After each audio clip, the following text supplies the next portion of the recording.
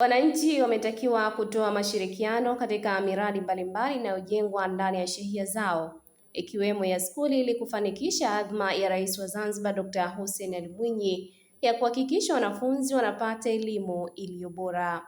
Ameyasema hayo Waziri wa Elimu na Mafunzo ya Amali Zanzibar Mheshimiwa Leila Mohamed Musa katika hafla ya makabidhiano ya eneo la ujenzi wa skuli ya G+2 Fuoni Kibondeni, wilaya Magharibi B, Unguja. Amesema kuwa wananchi wana jukumu kubwa katika kuhakikisha miradi hiyo inakamilika kwa kutoa mashirikiano kama hapa anavyoeleza. Mabati haya ya rangi ya buluu yetu ndani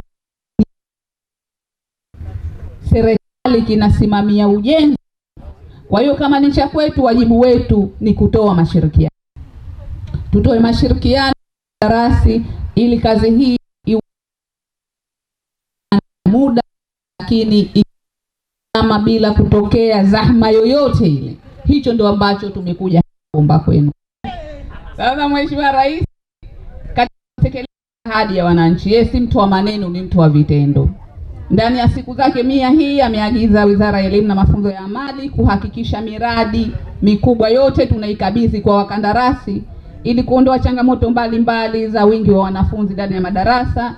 Lakini kama wamenitangulia baadhi yangu kusema, nia ya Mheshimiwa Rais ya ujenzi huu ambao wanafanya wa miundombinu ya kisasa ni kuhakikisha anaiacha Zanzibar ikiwa na mkondo mmoja tu wa wanafunzi.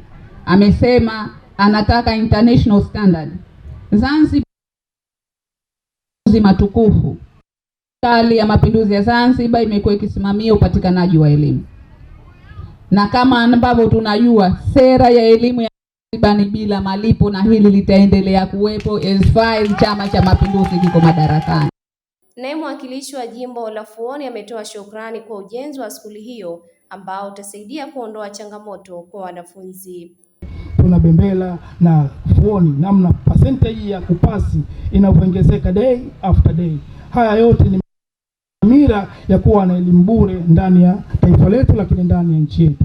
Kwa upande wake, mkandarasi wa ujenzi huo kutoka kampuni ya Rock Zuber Khan amesema kuwa watahakikisha wanakamilisha ujenzi huo kabla ya mwezi wa 10 mwaka 2026.